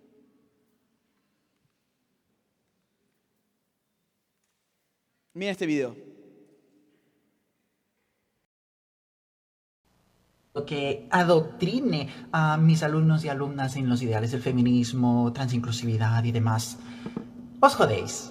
La educación no es solo enseñar a sumar y restar, multiplicar, dividir, ni a leer y todo eso, sino también a diferencia de todos vosotros que criticáis esto, a ser unas personas funcionales para la sociedad y tener dos dedos de frente que permita que todo el mundo pueda vivir en paz.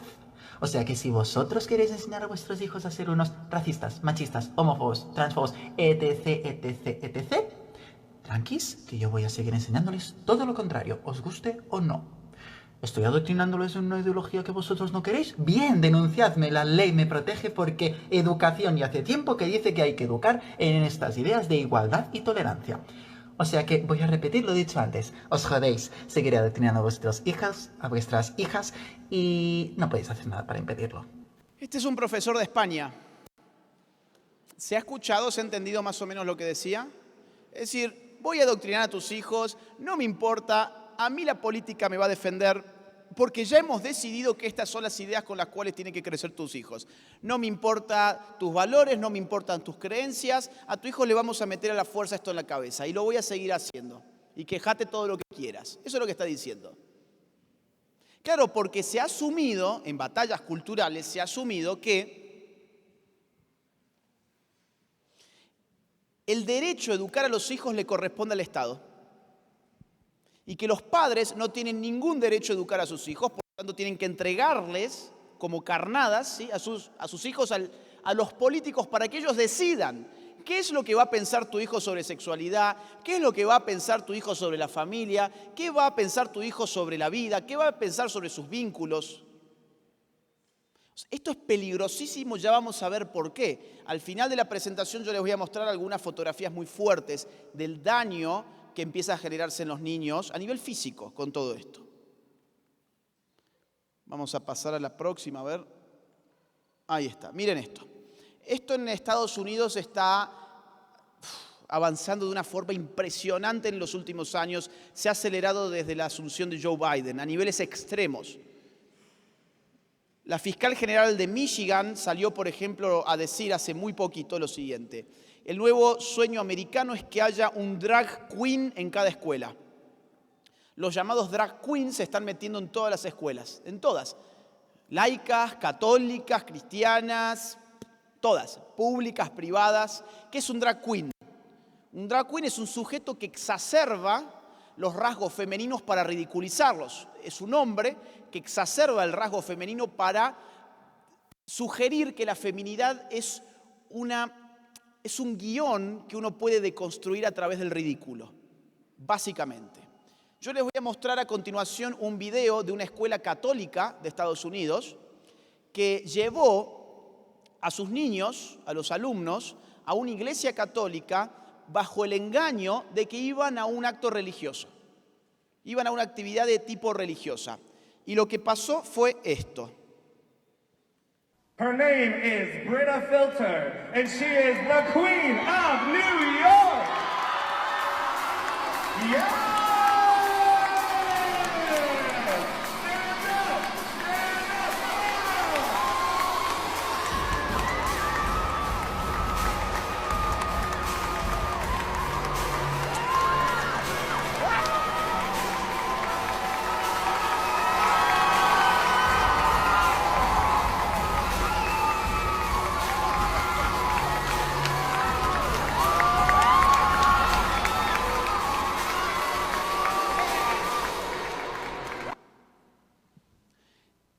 ¿Se vio o más o menos?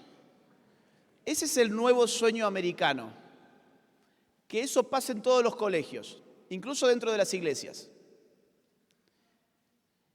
Cuando yo veía por primera vez este video no lo podía creer, no por el tipo, estos ridículos hay en todos lados, sino por el nivel de ovación. ¿Han notado el nivel de ovación? Es como si hubiese entrado, no sé, el mismísimo Lionel Messi.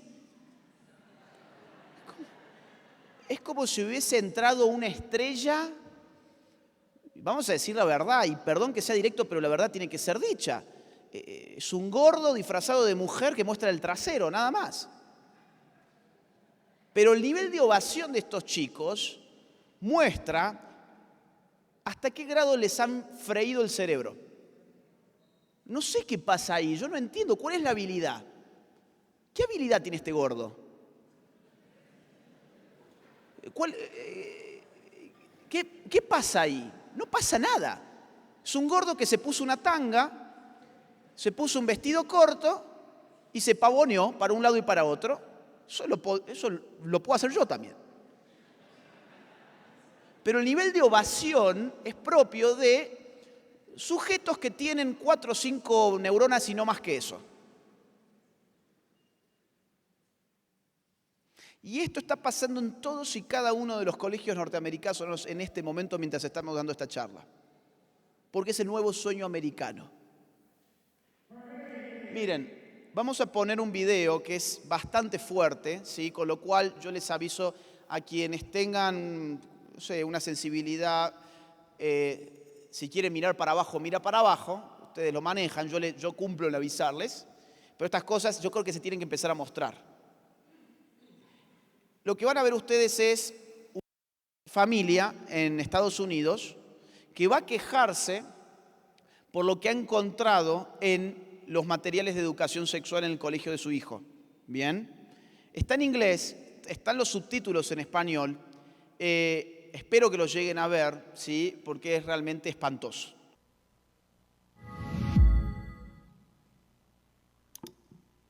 Este video ya fue retirado. After seeing a September 9th school board meeting in Texas on pornography in the schools, I decided to check the titles at my child's school, Fairfax High School. The books were available, and we checked them out. Both of these books include pedophilia, sex between men and boys. Both books describe different acts. One book describes a 4th grade boy performing oral sex on an adult male. The other book has detailed illustrations of a man having sex with a boy. The illustrations include fellatio, sex toys, masturbation, and violent nudity. Pedophilia here. From the author, Maya Kobabe, quote, "I can't wait to have your in my mouth. I am going to give you the of your life, and then I want you inside me," end quote. From the author, Jonathan Evison, "What if I told you I touched another guy's What if I told you I sucked it? I was 10 years old, but it's true. I sucked Doug Goebel's the real estate guy, and he sucked mine too." This is not an oversight at Fairfax High School. May I please make a point of, there are children in the audience here. Do not interrupt my time. Do not interrupt my time. I would like to remind everybody. I will stand here until my time is restored and my time is finished. These books are in stock and available in the libraries of Robinson, For high school Langley, students, ma'am. and Annandale High School. Pornography is offensive to Madam all Clerk. people. It is offensive to common decency. It is the reason why the MPAA... Our next speaker is Alex Levine. Our next speaker is Alex Levine. Este video ya fue censurado en todas las redes. Este video ya no se puede subir. ¿Por qué? ¿Por qué la red social censura un video sobre un libro que sin embargo se lo dan a los niños en los colegios? Interesante. Lo que quieren es que no se sepa. ¿Ustedes vieron el nivel de agresión sexual que contienen esos libros? ¿Se llegó a entender?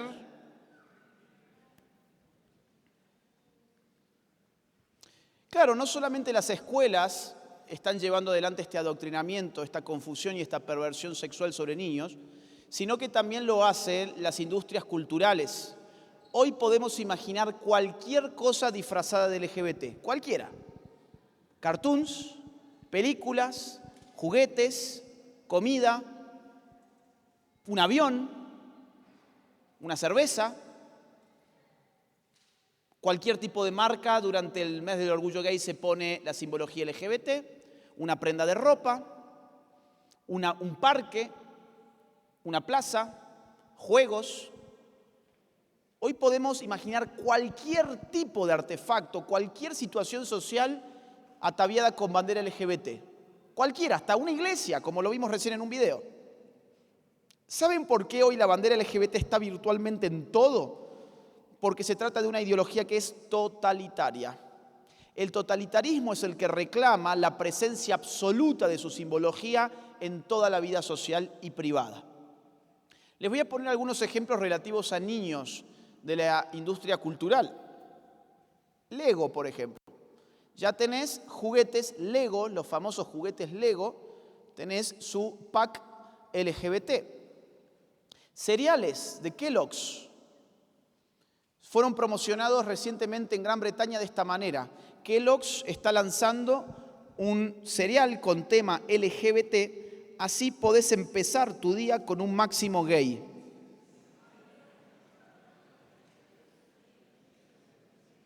Disney. Los gerentes de Disney hace pocos meses han indicado públicamente que han tomado la decisión de tener un 50% de futuros personajes LGBT. Claro, ya han empezado a hacerlo y han tenido grandes problemas. Por ejemplo, Buzz Lightyear fue un gran fracaso. Con suerte, sí, casi que, llegó por suerte a recuperar la inversión, pero no dejó ganancia. ¿Por qué? Porque no hay demanda. Eso es lo que yo les quiero mostrar. No es cierto que haya una demanda de niños que están solicitando, queremos cartoons LGBT. No, son las grandes compañías del entretenimiento para niños las que han tomado la decisión de meterles a la fuerza a los niños estos personajes en la cabeza. Y ellos no tienen problema con perder dinero, por ahora al menos. Ellos van a seguir apostando y van a seguir metiendo su personaje LGBT en todas y cada una de las producciones que vengan en el futuro. Por lo tanto, empecemos a cancelarlos nosotros. Cancelarlos significa dejar de consumir sus productos, dejar de pagar Disney, dejar de pagar, dejar de permitir a los niños que estén viendo esto, buscarles en todo caso los viejos personajes de Disney, las viejas películas de Disney, cuando no estaba impregnado con esta ideología. Por ejemplo, Pixar anunció que tendrá un personaje transgénero en su próxima película. Se llama Jess y es una niña de 14 años. Es una niña trans de 14 años. Ya vamos a ver qué es una niña trans de 14 años. Ustedes vayan acordándose de esto porque vamos a poner fotos. Ya vamos a ver que es una niña trans de 14 años. Incluso los Muppets, ¿se acuerdan los Muppets? Estos que eran como unas marionetas, algo así, como unos peluchitos medio raros, medio siniestros incluso. ¿No? Bueno, hay una versión que se llama Muppets Babies, que es para los más chiquitos, son Muppets pero para los más chiquitos, que en el Día del Orgullo Gay lanzaron un episodio donde Gonzo, que era uno de sus personajes masculinos, se disfrazaba de Gonzorela e imitaba el cuento de la Cenicienta. Iba a una fiesta con su identidad femenina y a las 12 se acababa el asunto y volvía a ser gonzo, pero todos sus amigos le reconocían que en verdad su identidad transgénero era de una mujer. Y reconocían, Gonzo, vos en verdad sos lo que vos quieras ser. Si vos querés ser Gonzorela, entonces sos una mujer. No importa que el hechizo se haya acabado. Y esto es Muppets Babies, ¿sí? Para bebés, para niñitos chiquititos. Mientras tanto, por supuesto, han cancelado al príncipe azul de Blancanieves por el beso no consensuado. Eso resultó ser un ataque machista, misógino, patriarcal, heteronormativo. Hay que cancelarlo. Incluso Cartoon Network, usando el estilo de las chicas superpoderosas, dedica todos los meses del orgullo gay a difundir ideología de género con la estética de estos personajes. Miren Nickelodeon. Nickelodeon en su página oficial tiene una sección LGBT donde te muestra cuáles son sus personajes LGBT. A mí me llama la atención porque yo algunos de estos los he conocido de mi infancia, como por ejemplo Ren y Stimpy. ¿Alguien vio? A ver, levante la mano quién vio Ren y Stimpy cuando era chico. ¿Ustedes sabían que eran homosexuales? Ni idea. No recuerdo una sola señal de que fuesen pareja. Ahora resulta que Ren y Stimpy sí eran homosexuales. ¿Y los Rugrats? ¿Alguien vio los Rugrats? ¿Se acuerdan de la mamá de Philly y Lily? Philly y Lily, los dos mellizos, tenían a su mamá, que era muy gimnasta, y tenía un esposo, que era el padre de Philly y Lily. Bueno, ahora se han tenido que inventar que en verdad ese esposo ya no está y que ella es lesbiana.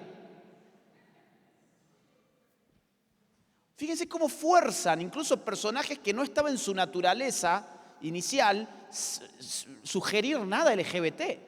Pero ahora resulta que sí, que son LGBT.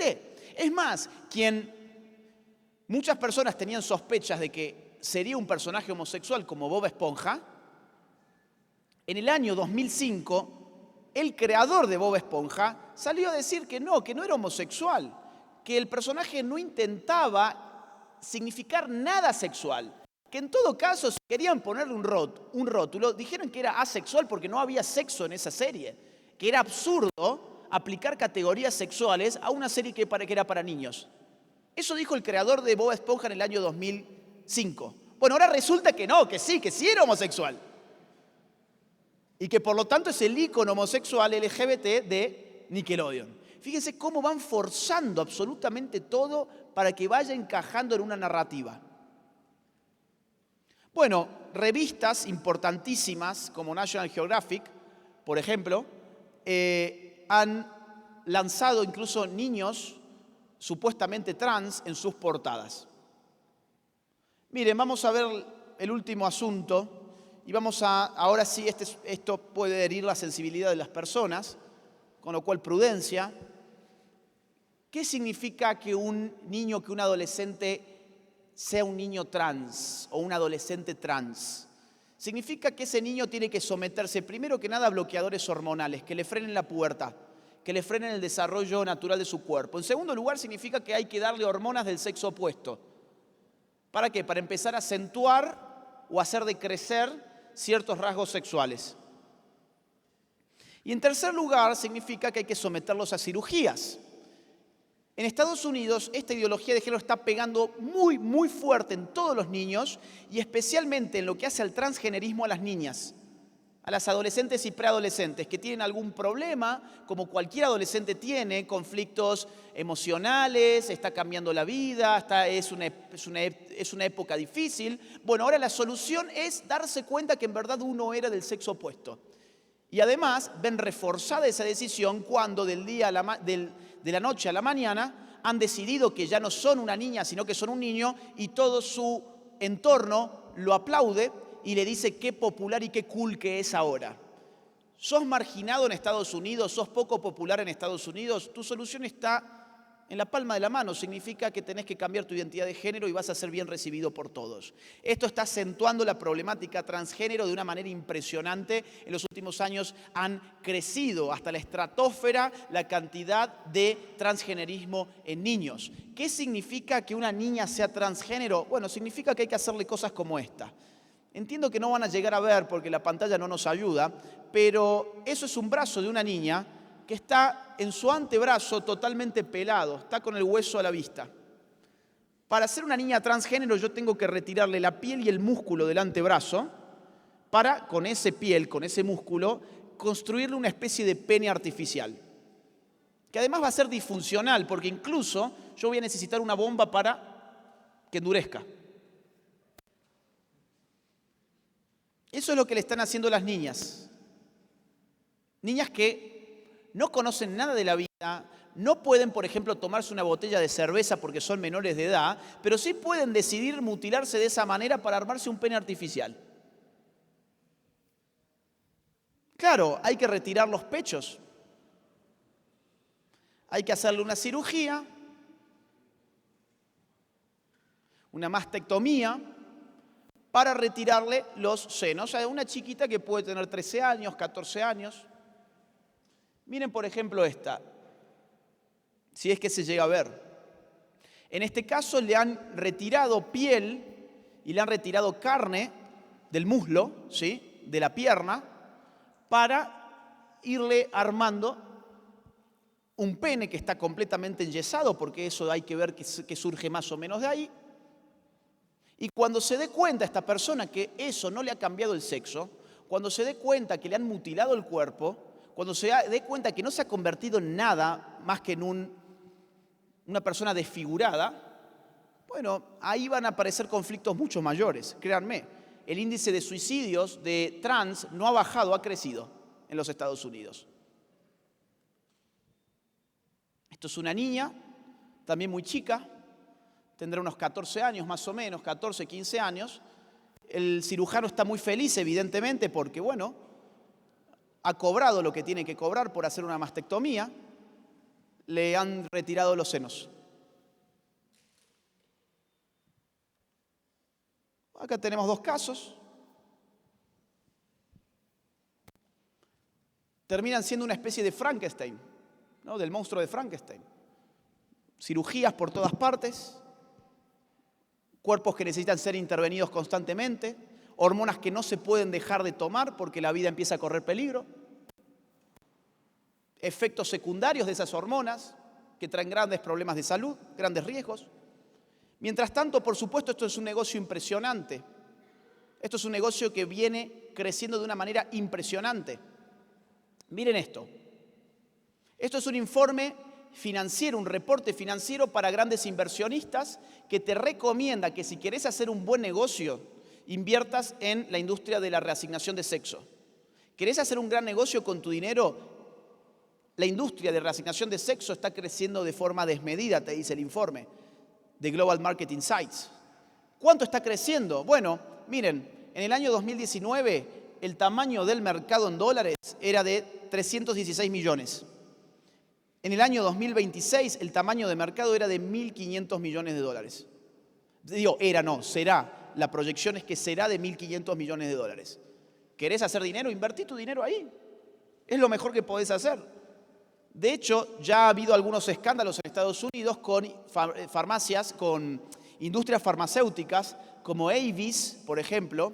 Avis es la productora de Lupron y de otras hormonas y bloqueadores hormonales. Lupron es un químico que se le da, por ejemplo, se le ha dado a violadores para castrarlos químicamente. Lupron se lo ha dado a violadores, el Estado, para castrarlos químicamente. Ahora se le da a niños.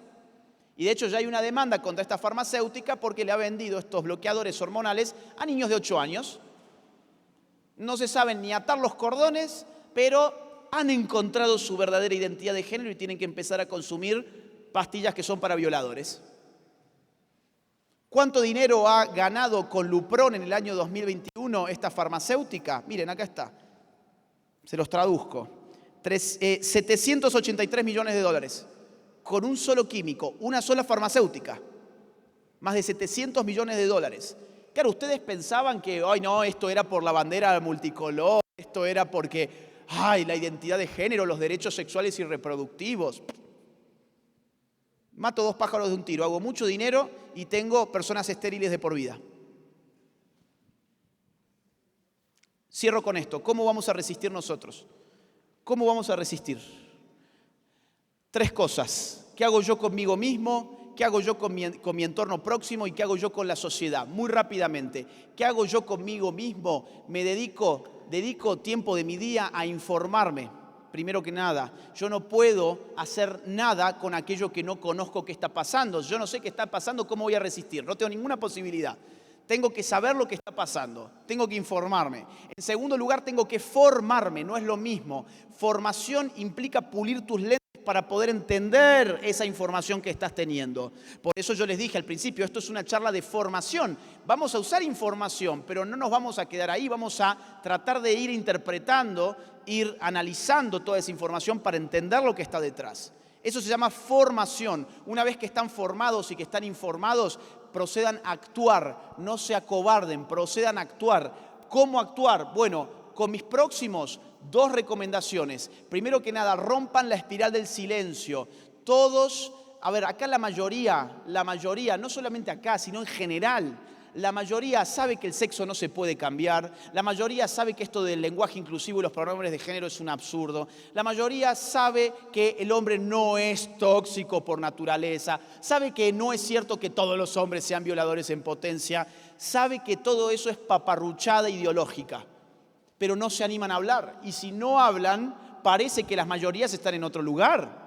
Entonces empiecen a hablar, ¿en dónde? En sus trabajos, en sus iglesias, hablen en sus entornos próximos, hablen en su grupo de amigos, en su universidad, en su colegio. Claro, pero para hablar yo tengo que tener algo que decir. Por eso el primer paso era fundamental, me tengo que informar y me tengo que formar, porque si no tengo nada importante que decir, ahí sí es mejor que me calle la boca.